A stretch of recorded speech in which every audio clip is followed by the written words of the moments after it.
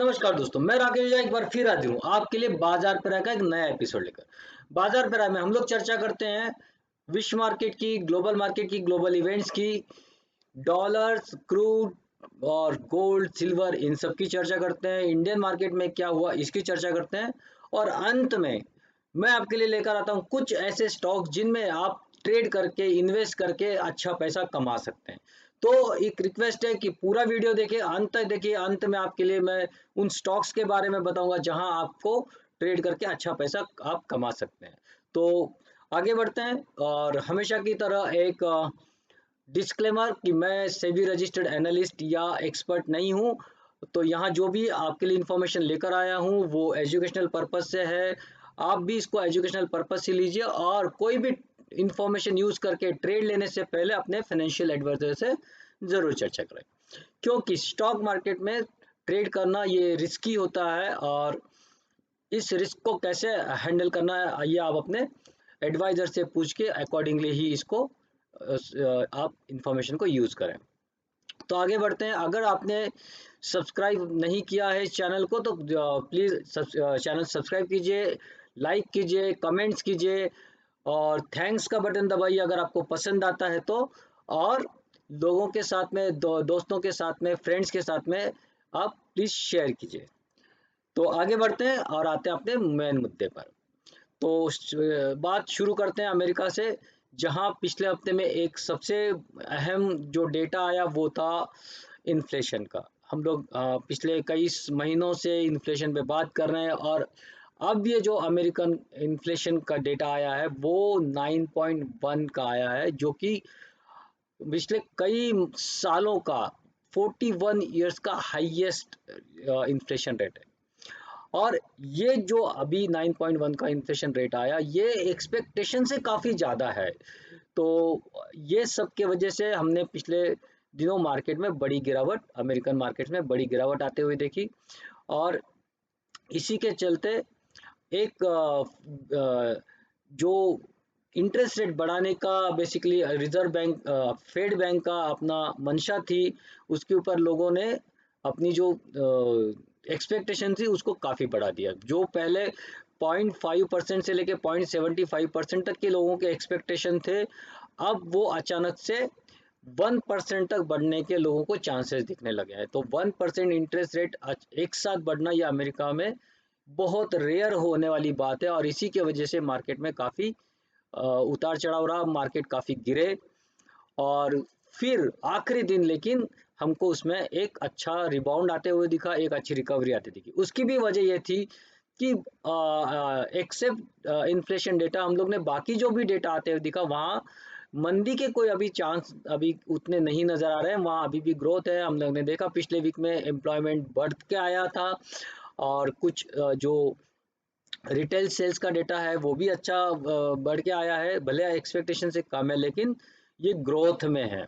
तो बेसिकली अभी फ़िलहाल डेटा जो कुछ आ रहा है वो मिक्स है। कहीं कुछ चीज़ें बता रही है कि कहीं रिसेशन जैसी स्थिति और कहीं कहीं स्थिति बेटर है, ग्रोथ का इंडिकेशन है। तो इन सब का जो मिक्स असर रहा तो लोगों को लगा कि शायद 1% जो इंटरेस्ट रेट बढ़ने के चांसेस शायद नहीं है, 0.75% ही हो जाएगा। तो इसी के एक परसेप्शन में लोगों ने वापस खरीदारी की फ्राइडे को और यहाँ एक अच्छी खासी 650 पॉइंट की मतलब हमको बढ़त देखने को मिली। और उसी का असर हम लोग देखते हैं हमारे मार्केट में भी पड़ा अभी। और हमारे मार्केट भी करीब करीब अमेरिकन मार्केट्स को फॉलो करते नजर आए। दूसरी तरफ अगर हम लोग देखेंगे तो स्थिति थोड़ी उतनी अच्छी नहीं है। यूरोप में अभी इंटरेस्ट रेट वहाँ के बैंकों ने काफ़ी बढ़ाया हुआ है। कनाडा में कनाडा ने भी अपना इंटरेस्ट रेट बढ़ाया है। तो वहाँ जो मंदी की स्थिति बन रही है यूरोप की वो सच में ख़राब है। ऊपर से रशिया ने वहाँ जो गैस पाइपलाइन है, जो जहाँ से जर्मनी और काफ़ी यूरोपियन कंट्रीज़ को गैस मिलती है, नेचुरल गैस, वो मेंटेनेंस के नाम पे बंद कर दिया है और इन लोग को अभी गैस मिलना बंद हो गया। अगर यूरोप को अगर गैस नहीं मिलेगी उनकी रिक्वायरमेंट तो उनका काफ़ी सारा बिजनेस ठप हो सकता है। तो ये काफ़ी एक भयानक स्थिति बनते जा रही है। तीसरी तरफ अगर हम लोग चाइना का मार्केट देखेंगे तो चाइना में हम लोग ने पिछले हफ्ते में काफ़ी बड़ी गिरावट देखी है और चाइना का जो जीडीपी डेटा आया है वो भी काफ़ी निराशाजनक है। वहाँ ग्रोथ अभी काफ़ी कम हो गई है, 4% तक आ गई है और 4% से नीचे भी चली गई है जीडीपी ग्रोथ। तो डेटा जो है काफ़ी मिक्स है, सब जगह से अलग अलग खबरें हैं और इन सब का जो असर है वो अभी मार्केट में वोलेटिलिटी के रूप में हमको देखने को मिलते रहेगा। ये वोलेटिलिटी जारी रहेगी, ऊपर भी जाएगा, नीचे भी आएगा और मार्केट अभी कोई एक बड़ा डायरेक्शन लेने के अभी उसमें नहीं है और ये वोलेटिलिटी अभी जारी रहेगी जब तक कि इन सारे डेटाओं में कोई एक सिंक्रोनाइजेशन ना हो जाए, सारे डेटा एक जैसे हो जाए।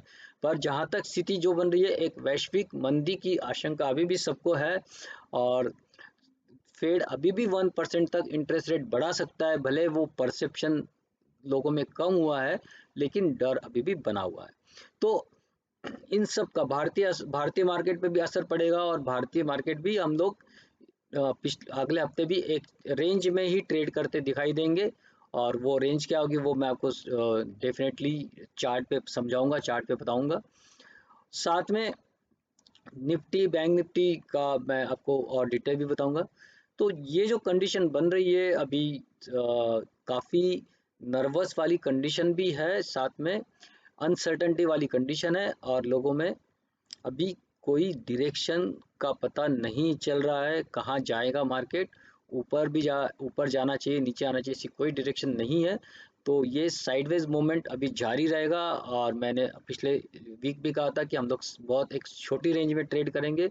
वो वो रेंज भी इस वीक में कंटिन्यूस रही और मुझे लगता है कि रेंज अभी जो मैं आपको चार्ट में बताऊंगा वो रेंज इस हफ्ते भी कंटिन्यू रह सकती है और एक दायरे में ही मार्केट ट्रेड करते नजर आएगा। दायरा जिस और भी टूटेगा मार्केट उस और आपको भागते हुए नजर आएगा। तो जब तक दायरे में है आप लोग दायरे उसके हिसाब से ट्रेड कीजिए और जैसे ही दायरा टूटता है नीचे का या ऊपर का आप उसके हिसाब से अपने आप को चेंज कीजिए। जो भी रेंज है वो मैं आपको चार्ट में बताऊंगा और चार्ट में हम लोग उन चीज़ों को समझेंगे, देखेंगे और फिर आगे बढ़ेंगे। तो चलो चार्ट क्या कह रहे हैं, चार्ट में क्या हमको नजर आ रहा है, हम उसकी चर्चा करते हैं, उसको देखते हैं। तो दोस्तों देखते हैं कि चार्ट क्या बता रहे हैं और चार्ट की शुरुआत करते हैं डाउ जोन्स से। डाउ जोन्स जैसे कि मैंने आपको लास्ट टाइम भी बताया था कि अब ये एक रेंज में ही ट्रेड करते हुए दिखाई देगा और एग्जैक्टली पूरे वीक में हमने देखा रेंज ब्रेक नहीं हुआ है ना। तो अभी आगे भी इसके इसी रेंज में काम करते रहने की संभावना है और इसीलिए हमको हमारे भी मार्केट एक रेंज में ट्रेड करते हुए नजर आएंगे। तो अब हमको ये ध्यान रखना है कि कब ये 3200 को क्रॉस करता है ना। अगर ये 3200 को क्रॉस करेगा तो एक नए बाइंग जोन में आ जाएगा, भले एक छोटे से लेवल के लिए, लेकिन उस समय रेंज ब्रेकआउट होगा जो बहुत दिनों से अभी हम लोग ऑलमोस्ट लोअर रेंज पे काम कर रहे हैं, उस लोअर रेंज से वो बाहर निकलने की कोशिश करेगा। ओके, अगर ये 29,600 ये ब्रेक करता है तो फिर हम लोग एक नई लोअर साइड टेरिटरी में ये काम करते नजर आएगा और इसी को फॉलो हमारा मार्केट करेगा। इसलिए हमको अमेरिकन मार्केट को समझना जरूरी है। नैस्डैक को देखते हैं तो नैस्डैक ने भी सिमिलर एक रेंज है, उस रेंज में नैस्डैक भी काम करते नजर आ रहा है। यूरोपियन मार्केट में अगर हम लोग यूके के मार्केट को देखते हैं तो वो भी हम लोग देखेंगे कि पूरा इस अभी उसकी रेंज और इनफैक्ट छोटी है और इस रेंज में काम कर रहा है। अब इस रेंज को उसको ब्रेक करना पड़ेगा, लेकिन उसकी ऊपर वाली रेंज भी रेडी है, वो बहुत बड़ी नहीं है, तो इसलिए हमको इस रेंज को फिलहाल पहले वाली रेंज के हिसाब से ही रखना है। और ये अगर ये टूट भी जाए ये लेवल तो सॉरी ये और थोड़ा और ऊपर भी बढ़ सकता है, लेकिन फिलहाल इस रेंज में ही ये ट्रेड करते हुए हमको यहाँ भी नज़र आ सकता है। डैक्स जो कि जर्मन का इंडेक्स है और ये भी अपने एक रेंज में ही काम कर रहा है। तो देखिए ये रेंज को समझना इसलिए ज़रूरी है कि ये रेंज हमको ये बता रहा है कि मार्केट एकदम साइडवेज है, उनके पास में कोई डायरेक्शन नहीं है और वो सिर्फ खबरों के जोर पर ऊपर नीचे हो रहे हैं। उनको भी नहीं पता है किसी भी मार्केट में चले जाए, जनरली उनको पता नहीं है कि आगे क्या डायरेक्शन को तय करना है। तो हम जब तक कि इस रेंज से बाहर नहीं निकलते, हम लोग नई एक डायरेक्शन को नहीं पकड़ सकते। तो ये हमको ध्यान रखना है। बात करते हैं निकाई की। तो निकाई ने एक पिछले वीक में अगर हम लोग वीकली चार्ट इसको देखते हैं तो आपको दिखेगा कि वीकली चार्ट में यहाँ भी कोई मतलब अच्छा खासा एक बढ़त हमको दिखती है। ये लास्ट वीक का ये है, तो ये कैंडल भले आपको निगेटिव दिख रहा है, लेकिन एक्चुअली कंसीडर करेंगे तो ये यहाँ से करीब करीब 1% ऊपर बंद हुआ है। तो निफ्टी निकाय ने एक अच्छी अप ट्रेंड जरूर दिखाई है। हांगकांग का मार्केट लेकिन बहुत नीचे आया है और इस रेंज से, ये भी इस रेंज में ही घूम रहा है, लेकिन अगर हम लोग देखेंगे तो एक वीक में ही इसने एक अच्छी खासी करीब करीब 6.5% की गिरावट हमको हांगकांग मार्केट में दिख रही है। और सिमिलर वे शंघाई का जो मार्केट है चाइना का, वो भी 4% के आसपास नीचे आया हुआ है। तो अगर हम लोग कुल मिला के इन सबका समराइज करें तो अमेरिकन या वेस्टर्न मार्केट्स की हम लोग बात करें तो वो साइडवेज है और वीकली बेसिस पे, और एशियन मार्केट्स को देखें तो वो डाउन है। मतलब अभी अप ट्रेंड कहीं नहीं है। भले हमने फ्राइडे में 600 पॉइंट की एक अच्छी खासी उछाल हमने देखी मार्केट में, लेकिन उससे हमको बहुत ज़्यादा फिलहाल खुश होने की ज़रूरत नहीं है। वो एक रेंज में ही हम लोग मार्केट में घूम रहे हैं। ओके, तो अब हम लोग बात करते हैं डॉलर की। डॉलर जैसे कि मैंने पिछले 4-5 हफ्तों से कंटिन्यूस में आपको बोल रहा हूँ कि यहाँ आपको बाय करके चलना है। और आप देख सकते हैं कि जो टारगेट मैंने दिया था, हम लोग करीब करीब उस टारगेट को अचीव कर कर वहीं से नीचे आए हैं, है ना। अब देखो, मैंने आपको टारगेट दिया था 80.28 का। ओके, और अब हम लोग देखेंगे तो ये करीब करीब 80.21 के पास पहुंचा, मतलब केवल 7 पैसे नीचे, और वहां से एक अच्छी खासी गिरावट भी हमने देखी। करेक्ट।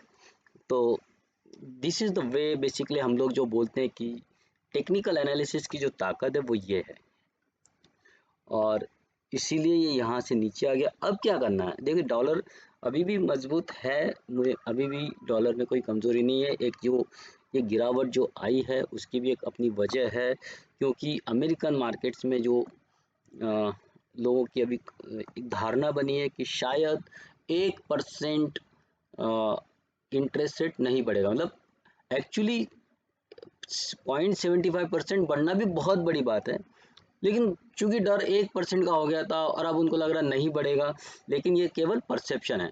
क्या बढ़ेगा क्या नहीं बढ़ेगा अभी कहना मुश्किल है। अभी वक्त है, 28 जुलाई को फेड की मीटिंग होगी, तब हमको मालूम पड़ेगा। तब तक क्या स्थिति बनती है पता नहीं है। तो ये चलते रहने का। तो इसके लिए आपको डॉलर में अगर आप ट्रेड करते हैं या आप डॉलर को ध्यान रखते हैं तो आपको 79.83 के ऊपर बाय में रहना है। वापस 70, 80.20, 28 के जो लेवल्स हैं वो हमको वापस आते हुए दिख सकते हैं।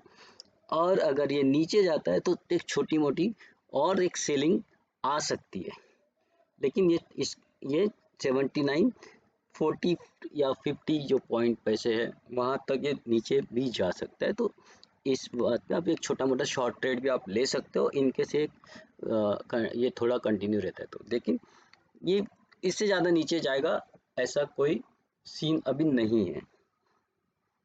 बात करते हैं क्रूड की। क्रूड में काफ़ी बहुत ज़्यादा वॉलेटिलिटी है, बहुत ज़्यादा उठा पटक है। एक एक दिन में 4-4, 5-5% नीचे और ऊपर हो रहा है, और ऐसे में ट्रेड करना मुश्किल है। लेकिन सिंपल है, आप अगर फॉलो करो लेवल्स को तो आपको आराम से आपको ट्रेड भी मिलेंगे और पैसे भी मिलेंगे। तो आपको देखना है 7912, है ना, ये लेवल के ऊपर अगर ये ट्रेडिंग शुरू करता है तो आपको 8082 और 8354 के लिए बाय करके चलना है। नीचे की ओर अगर ये नीचे की ओर ट्रेड करना शुरू करता है तो 7716 या 7700 के नीचे आपको सेल करना है। 7552 और 7269, इन दो लेवल्स के लिए ये रेंज होगी, ये वीक की मैक्सिमम लेवल आपको यहाँ से इतनी आती हुई दिख सकती है। ओके, इन जो लेवल्स मैंने बीच वाले लेवल्स दिए, यहाँ से आपको एक रिवर्सल ट्रेड भी मिल सकता है। आप एक छोटा मोटा इंट्राडे में वहाँ भी ट्रेड कर सकते हो। बात करते हैं गोल्ड की, तो गोल्ड में काफ़ी अच्छी गिरावट आ गई है, और गोल्ड अब लोगों के मतलब जो जनरली एक रहता है कि मार्केट गिरता है तो गोल्ड चढ़ता है, वैसी सिचुएशन इनफैक्ट नहीं बन रही है, और गोल्ड ने काफ़ी दिनों का एक लो बनाया हुआ है। अगर हम लोग देखेंगे तो काफ़ी दिनों बाद गोल्ड ने अपनी एक बड़ी सी लेवल जो है वो ब्रेक की है। तो हम लोग अगर ये देखते हैं तो ये देखिए, ये लेवल जो थी करीब करीब यहाँ से अगर हम लोग पकड़ेंगे तो ये जो है करीब करीब जून, है ना, हाँ, तो मई 22 मई तो मई जून जुलाई 2 महीने के लो को इसने ब्रेक किया है। लेकिन ये यहाँ से और ब्रेक होगा इसे लगता नहीं, लेकिन अगर होता भी है तो वापस हम लोग 49,500 का एक लो बना सकते हैं, लेकिन वो अपॉर्चुनिटी आपके लिए होगी बाय साइड में। पर हम लोग यहाँ देखते हैं तो अगर आपको 49,900 के नीचे अगर ट्रेड करना शुरू करता है तो आपको शॉर्ट करना है 49,500 के लिए। वहाँ अगर आपको लगता है कि और उससे नीचे जा रहा है तो 49,200 तक के भी जा सकते हैं, लेकिन इन दोनों लेवल्स पे आपको बाइंग अपॉर्चुनिटी को ढूंढना है। ओके, अब अगर ये 50,200 के ऊपर ट्रेड करना शुरू करता है तो 50,900 और 51,700 ये दो टारगेट्स के लिए आप इसमें वापस से बाइंग कर सकते हैं। सिल्वर का अगर हम लोग देखेंगे, सिल्वर ने थोड़ा सा गोल्ड के ही इसको फॉलो किया है, लेकिन थोड़ा यहाँ हम लोग देखेंगे तो एक्चुअली थोड़ा गोल्ड को आउट परफॉर्म किया है आखिरी दिन। तो उस हिसाब से अब हमको यहाँ क्या करना है, 55,800 के ऊपर हम लोग बाय करेंगे। ओके, 57,400 और 58,900 ये दो टारगेट्स के लिए। 60,000 अभी दूर की कौड़ी लगता है, तो इवन 58,000 आएगा ये कहना मुश्किल है। तो नीचे वाला साइड जो है 54,900 के नीचे अगर हम लोग ट्रेड करना शुरू करते हैं, इन द 54,000 के नीचे ट्रेड करना शुरू करते हैं तो 54,100 के लिए हम लोग ट्रेड कर सकते हैं। देखिए, जो लेवल लास्ट टाइम मैंने दिए थे वहाँ से एक बहुत बढ़िया 2000 ऑलमोस्ट 200 पॉइंट का हमको लास्ट वीक में ट्रेड मिला है। ओके, तो जहाँ से मैंने आपको लास्ट टाइम शॉर्ट करने के लिए कहा था वहाँ से ये 2000 पॉइंट नीचे आया है, तो वहाँ एक बढ़िया ट्रेड हमको मिला था। अब हम एक छोटा ट्रेड ले सकते हैं नीचे की ओर, ज़्यादा बेरिश मत होइए, और यहाँ से आपको बाइंग की अपॉर्चुनिटीज थोड़ी थोड़ी देखनी चाहिए। कहना मुश्किल है, लेकिन इन लेवल्स को फॉलो कीजिए, लेवल्स अगर टूटते हैं तो आप उसके पार भी जा सकते हो। अब बात करते हैं हमारे फेवरेट निफ्टी की, क्योंकि हमको ये बताएगा कि हमारे मार्केट की चाल कैसे रहेगी अगले वीक में। तो अगर हम लोग देखेंगे तो देखिए, एक ये डाउन फॉलिंग ट्रेंड लाइन को इसने ब्रेक किया है ना, फॉलिंग ट्रेंड लाइन को हम ब्रेक करके बाहर निकले हैं, और अब यहाँ से कुछ और थोड़ा ऊपर जा सकता है। कितना ऊपर जाएगा कहना मुश्किल है, लेकिन इन लेवल्स को आपको ध्यान रखना है। अगर ये 16,000 के ऊपर ट्रेड करना शुरू करता है, अभी 16,052 है, इसके ऊपर अगर ट्रेड करना शुरू करता है तो ये हो सकता है कि हम लोग जो मंडे है गैप अप ओपन ही देखेंगे बेस्ड ऑन जो अमेरिकन मार्केट्स में फ्राइडे को जो मूवमेंट है उसके बेस पे। लेकिन हमारे लिए जो लेवल्स हैं वो आपको ध्यान में रखना है, 16,160 और 16,250 और मैक्स टू मैक्स 16,325। लेकिन इन सारे जगहों पे अगर आपको लगता है कि मार्केट रिवर्स हो रहा है तो वहाँ आप अपना शॉर्ट्स की मतलब अपॉर्चुनिटी भी देख सकते हैं, क्योंकि यहाँ से ये यहाँ तक मैक्सिमम जाने की संभावना है। जाएगा नहीं जाएगा ये सारी चीज़ डिपेंड करती है कि वहाँ कैसी स्थिति उस दिन बनती है। डेफिनेटली मैं वीकली डेली बेसिस पे लेवल्स में देता हूँ, और उन लेवल्स को आप फॉलो डेली बेसिस पे कर सकते हो। ये वाइड रेंज मैंने दी है वीकली बेसिस पे। तो नीचे की अगर हम लोग देखेंगे तो 659 15,950 के नीचे, इनफैक्ट 980 के भी नीचे आप शॉर्ट करना शुरू कर सकते हैं। और 15,921 और 15,796 मतलब 800 आप पकड़ के चल सकते हैं। तो 800 नीचे का साइड, 15,800 ये लोअर साइड में हमारा टारगेट हो सकता है, और 16,325 ये मैक्स टू मैक्स हमारा अपर साइड का टारगेट हो सकता है। बट ऊपर साइड में आपको वापस से मार्केट नीचे आते हुए दिख सकते हैं। बैंक निफ्टी की बात करेंगे तो बैंक निफ्टी भी बेसिकली यहाँ भी हम देखेंगे कि एक फॉलिंग ट्रेंड लाइन को ब्रेकआउट तो यहाँ भी एक तरह से आया हुआ है। इनफैक्ट ओके, तो ये जो ये है, अब देखेंगे कि यहाँ एक ब्रेकआउट तो यहाँ भी हमको दिख रहा है, लेकिन ये निफ्टी के मुकाबले ये थोड़ा कमज़ोर मुझे दिख रहा है। तो लेकिन इसकी कमज़ोरी या इसकी ताकत ये टाइम टू टाइम बदलती रहती है। तो हम लोग को भी यहाँ सिंपल है, लेवल्स को फॉलो करेंगे। 34,700 के ऊपर हम लोग बाय में ही रहेंगे, और 34,700 के ऊपर जब बाय कर देंगे 34,900 और 35,000 ये दो टारगेट्स हमारे होंगे। और अपर साइड में एक और टारगेट हो सकता है 35,300, और ये 300 तक भी जा सकते हैं। और मैक्स टू मैक्स मतलब चांसेस कम है, लेकिन 35,500 इस ये हमारी अपर लिमिट हो सकती है इस वीक के लिए। इससे ज़्यादा जाने के इसके बिल्कुल भी चांसेस नहीं है। ओके, नीचे की अगर हम देखते हैं तो 34,590 मतलब 34,600, अगर इसके नीचे जैसे हम लोग ट्रेड करना शुरू करते हैं तो आप 34,383 मतलब 34,400 और 34,000 इन दो लेवल्स के लिए ट्रेड कर सकते हो। ओके, इसको मैं थोड़ा सा ऊपर लेके जाना चाहूँगा। ओके, तो ये this will be the right, नहीं नहीं ठीक है, ये रे लेवल सी ठीक है। तो 34,000 ये एक और लेवल हो सकती है जो हम लोग इस समय अचीव कर सकते हैं, इस वीक में अचीव कर सकते हैं। और 34,000 अगर ब्रेक हुआ तो 33,765 ये एक और लेवल है जो जिसके लिए आप ट्रेड कर सकते हो। तो ये हो गया बैंक निफ्टी। तो बैंक निफ्टी की लोअर लेवल होगी आपकी 33,765 और हाईएस्ट लेवल होगी आपकी 35,500।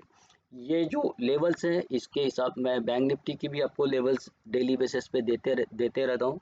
और आप मेरे व्हाट्सअप या टेलीग्राम चैनल को फॉलो कीजिए, उसमें ये लेवल्स आपको मिलते रहेंगे। अब बात करते हैं वो ट्रेड्स की जो मैंने दिए हुए हैं ऑलरेडी बाय साइड के लिए, और उनका लास्ट वीक का परफॉर्मेंस कैसा रहा उसको हम लोग देखते हैं। तो एक तो हम लोग देखेंगे वीकली बेसिस पे हम लोग ये बात कर रहे हैं।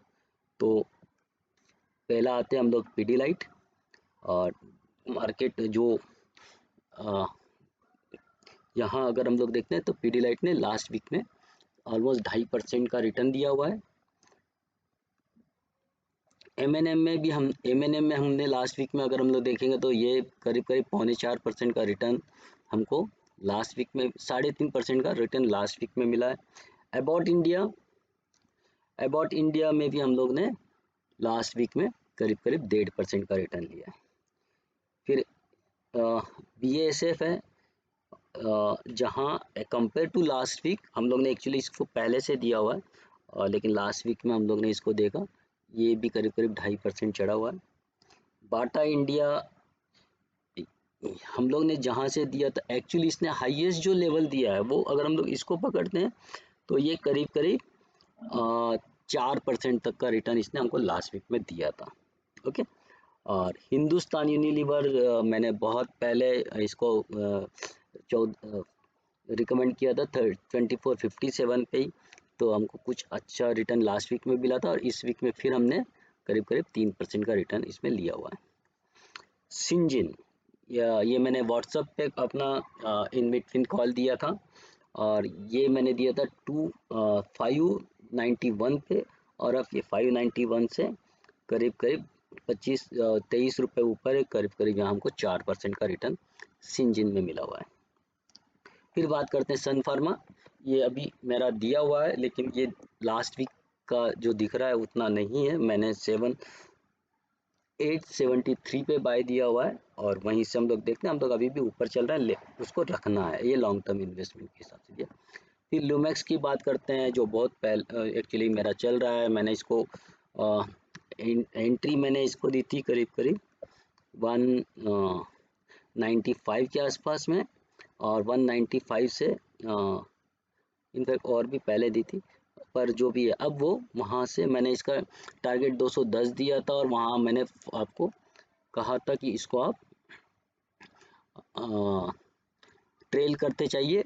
और यहाँ हम लोग ने देखा लास्ट वीक में इसने बहुत बढ़िया 11% का रिटर्न दिया हुआ है। अब जो 4 स्टॉक मैं आपके लिए लेकर आया हूँ इस वीक में, आप मैं उनको आपके लिए पेश करता हूँ, और यहाँ आप एक अच्छा इन्वेस्टमेंट, या आप इनको इन्वेस्टमेंट ग्रेड के ही स्टॉक्स मानिए, मैं दे रहा हूँ। आप ट्रेडिंग भी कर सकते हो, शॉर्ट टर्म ट्रेड करके भी कमा सकते हो, या लॉन्ग टर्म के लिए भी आप रख सकते हो। ट्रेडिंग के लिए जो भी स्टॉक मैं लेके आता हूँ वह मैं दोनों विजन के साथ में रखता हूँ। जो लॉन्ग टर्म रखना चाहे वो लॉन्ग टर्म रखना सकते हैं, जो एक छोटा प्रॉफिट लेके निकलना चाहे वो छोटा प्रॉफिट भी लेके निकल सकते हैं। मैंने वह उस हिसाब से आपको लेवल्स दिए हुए हैं। ओके, तो एक है सबसे पहले विनाती ऑर्गेनिक्स।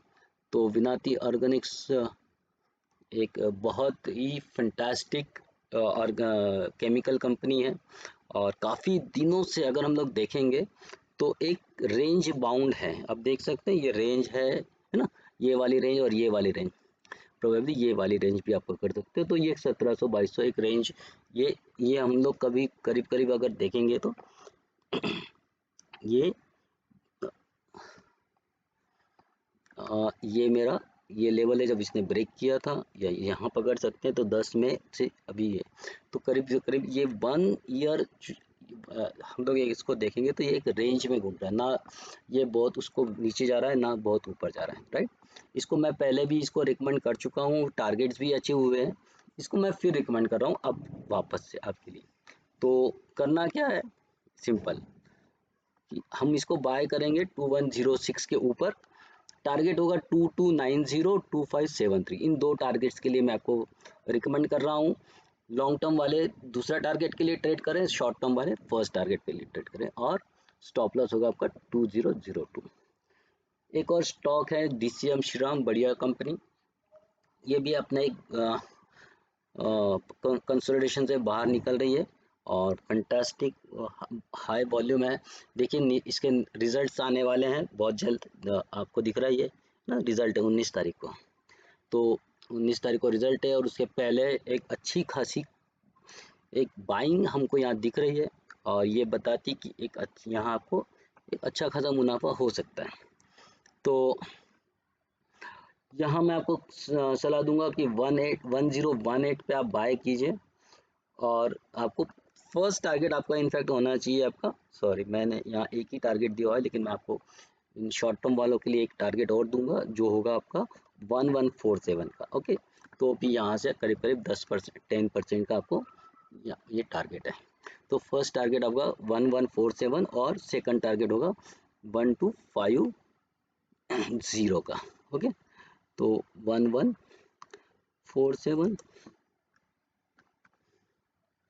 और 1250, इन दो टारगेट्स के लिए आपको ट्रेड करना है। स्टॉप लॉस आपका होगा 937 का। और एक स्टॉक आपके लिए लेकर आया हूँ, काफ़ी दिनों के बाद में इसने एक अच्छी खासी बाइंग दिखाई है, बहुत अच्छे वॉल्यूम के साथ दिखाई है।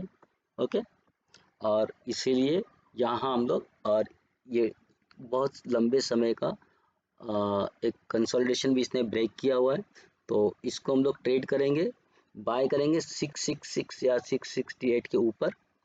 668 के ऊपर बाय करेंगे, टारगेट एक ही मैं दे रहा हूँ 768 का, ऑलमोस्ट एग्जैक्टली 100 पॉइंट ऊपर का। ओके, और स्टॉप लॉस आपका होगा 628। फिर लास्ट स्टॉक जो है जो मैं आपके लिए लेकर आया हूँ वो है गैलेक्सी सर्फेक्टेंट। एक बढ़िया हायर हाई हायर लो का एक फॉर्मेशन यहाँ बन रहा है, or it's showing that it's basically ready to go up and there are good volume we can see in buying side। तो इसको हमको बाय करके चलना है 3052 के ऊपर। 3280 3493 ये दो टारगेट्स होंगे और 2945 ये मेरे ये मेरा स्टॉप लॉस होगा। ओके, तो ये थे आपके लिए स्टॉक्स जिनमें आप पैसे लगा इन्वेस्ट करके ट्रेडिंग करके पैसे कमा सकते हैं। तो दोस्तों ये था इस हफ्ते का बाजार पे राय, जहां हम लोग ने वर्ल्ड मार्केट की चर्चा की, ग्लोबल मार्केट में क्या हलचल हो रहा है उनकी चर्चा की, और एम्प्लॉयमेंट, इकोनॉमी और जो इन्फ्लेशन है, इन सब का क्या असर हमारे यहाँ होगा, क्या असर वर्ल्ड मार्केट में होगा, और इस सब का भी हमने देखा। और कुछ जो शेयर्स, जो स्टॉक्स मैं आपके लिए लेकर आया हूँ, और उन पे आप ट्रेड करके पैसे भी कमा सकते हैं। लेकिन मैं आपको फिर बताना चाहूँगा कि जो ट्रेड मैं दे रहा हूँ, पहली बात तो आप समझ लीजिए कि उसमें मैंने एक प्रॉपर आपको एक सेटअप दिया हुआ है, चार ट्रेड के आपको लेवल्स भी दिए हुए हैं, और जो भी लेवल्स हैं वो अपने क्लोजिंग बेसिस पे उसको फॉलो करना है। लेकिन इन सबको फॉलो करने से पहले आप अपने फाइनेंशियल एडवाइजर से या अपने एक्सपर्ट से राय ज़रूर लें, या ट्रेड करते समय आप अपने रिस्क पे ट्रेड करें। तो इसी के साथ में मैं आपसे विदा लेता हूँ। फिर मिलेंगे अगले हफ्ते और चर्चा करेंगे बाजार प्राय के एक नए एपिसोड के साथ में। अभी मुझे इजाज़त दीजिए। नमस्कार, जय हिंद।